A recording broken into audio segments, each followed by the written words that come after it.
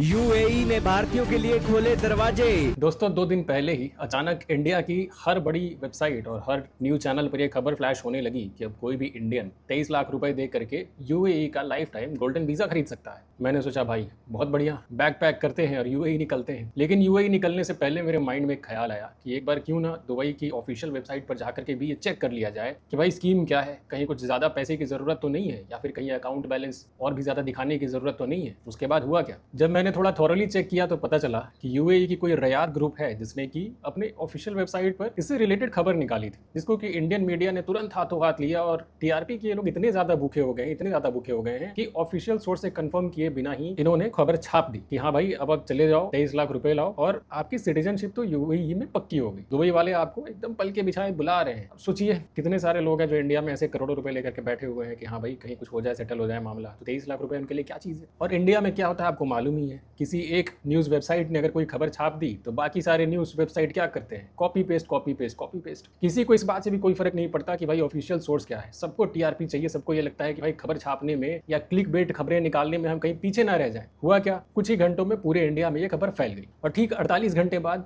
ठीक वही हुआ जिसका डर था। 8 जुलाई को खुद यूएई की सरकार ने अपने ऑफिशियल वेबसाइट से कंफर्म किया कि भाई ऐसी किसी स्कीम का हमने ऐलान नहीं किया है और जो लोग भी इस तरह के फेक खबर के पीछे हैं उनके खिलाफ एक्शन लिया जाएगा। और जिस रयाद ग्रुप ने ये पूरा सपना बेचा था वो आकर के बाद में कह रही है कि किसी कंफ्यूजन के तहत ऐसा हो गया, हमारी ऐसी कोई इंटेंशन ही नहीं थी, कुछ गलती हो गई है। कंफ्यूजन? सीरियसली? आपके एक कंफ्यूजन के चक्कर में यहाँ पे इतनी बड़ी आबादी वाले देश में से आधा लोग तो निकलने की सोचने लगे। जहाँ मेरे जैसे गरीब लोग भी सोच रहे हैं कि भाई किसी से उधारी लेकर के चले जाएं, यूएई में बस जाएं, तो जिनके पास पैसे है वो क्या सोच रहे होंगे, वो क्या कर रहे होंगे। खैर दोस्तों, 100 बात की एक बात ये है कि इस पूरे घटनाक्रम से एक बात तो साफ हो जाती है कि इंडियन मीडिया की क्रेडिबिलिटी कितनी रह गई है। लोग कहते थे पहले कि व्हाट्सएप यूनिवर्सिटी से पास हुआ इंसान है, अब देखिए व्हाट्सएप यूनिवर्सिटी में और इंडियन मीडिया में ज्यादा फर्क रह नहीं गया है। तो इस तरह की कोई भी खबर अगली बार आप सुने तो खुद से पहले उसकी जांच पड़ताल कर ले, ऑफिशियल वेबसाइट ऑफिशियल सोर्सेज पर जाकर के कंफर्म करें, चीजें सही होती हैं तो ही उस पर एक्शन ले। चलिए मिलेंगे फिर, जय हिंद।